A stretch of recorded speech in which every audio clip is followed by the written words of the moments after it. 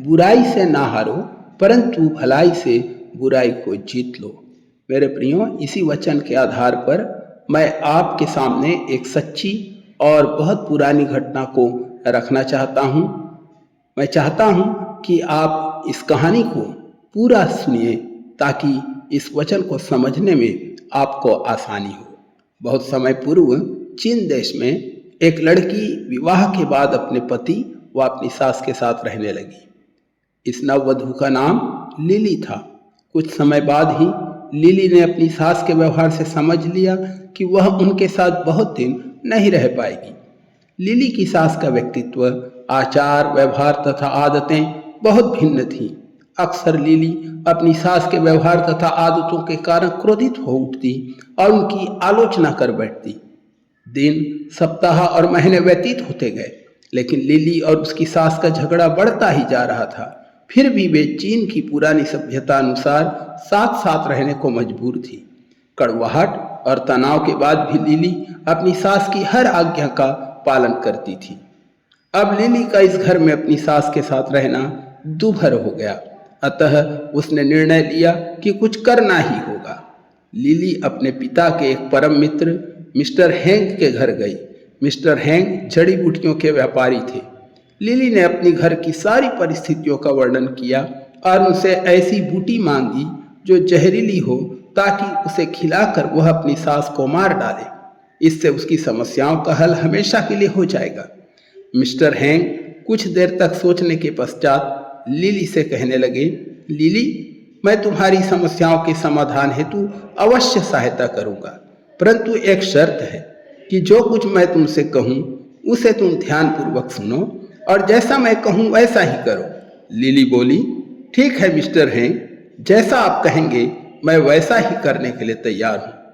Mister हेंग अपने दूसरे कमरे में गए और कुछ मिनट बाद ही एक पैकेट के साथ लौटे और लिली से बोले, लिली, तुम एक ही बार में जहर देकर अपनी सास को मार दोगी तो लोग तुम पर ही संदेह करेंगे और हो सकता है तुम्हें बहुत कष्ट उठाना पड़े। इसलिए तुम हर दिन थोड़ी थोड़ी मात्रा में अपनी सासू माँ के खाने में इस जहरीली बूटी को डालकर उनको खिलाओ, जिससे इस बूटी का जहर धीरे धीरे कार्य करेगा और एक दिन तुम्हारी सासू माँ का देहांत भी हो जाएगा। उनकी मृत्यु पर किसी को तुम पर शक भी नहीं होगा और तुम्हारी समस्या भी हल हो जाएगी। तुम हर दिन भिन्न प्रकार के स्वादिष्ट व्यंजन बनाना और इस जहरीली बूटी का थोड़ा सा भाग खाने में मिला देना। और हाँ, तुम्हें बहुत सावधान रहने की आवश्यकता है। तुम अपनी सास के साथ एक मित्र के समान व्यवहार करना और न तो उनसे झगड़ा करना और न ही उन पर क्रोधित होना। उनसे वाद विवाद भी मत करना। उनकी आज्ञा का पालन करना और उनसे ऐसे व्यवहार करना मानो वह इस घर की रानी है। लिली अत्यधिक आनंदित थी। उसने मिस्टर हेंग को धन्यवाद दिया और बड़े आनंद के साथ अपने घर आ गई ताकि वह अपनी सासू माँ की हत्या की योजना का आरंभ कर सके। सप्ताह, महीने और दिन व्यतीत होते चले गए।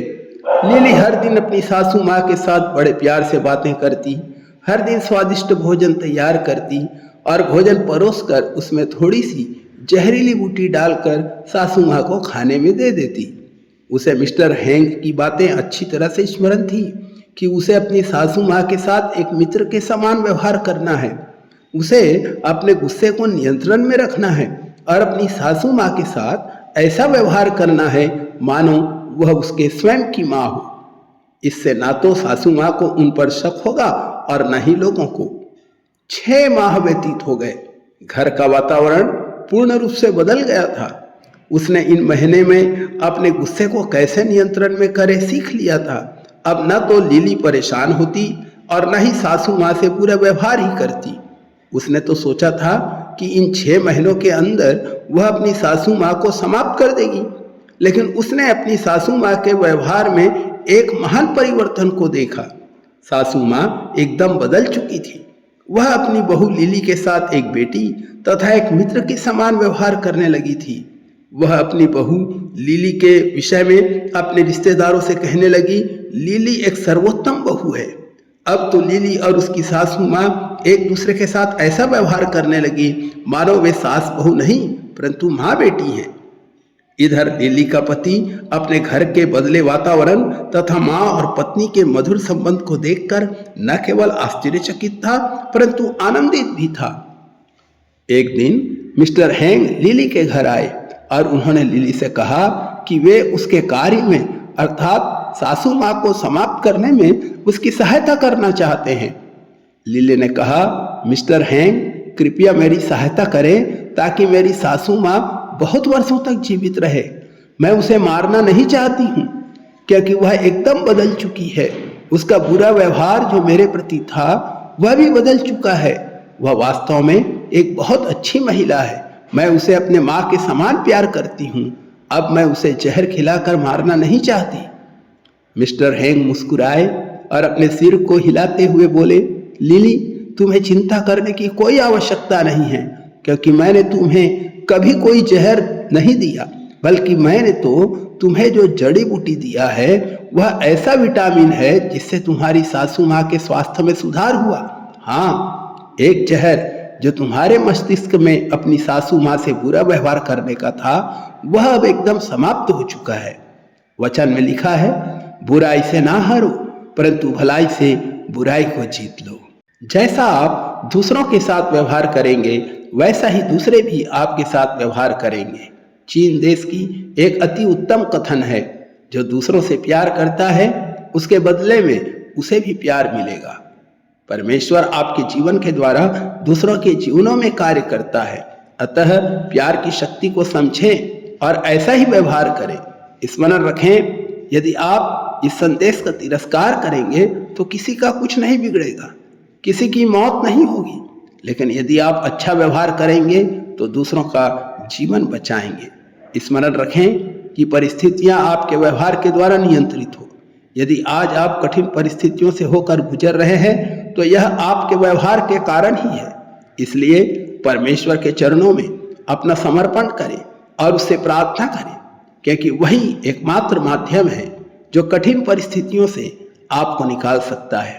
प्रियों, यह महत्वपूर्ण नहीं कि आप किस प्रकार से कठिन परिस्थितियों में चले गए, लेकिन महत्वपूर्ण यह है कि आप उसमें से कैसे बाहर निकल सकते हैं।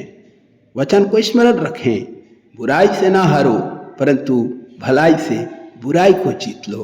प्रभु आप सबको बहुत आशीष दे। आमीन।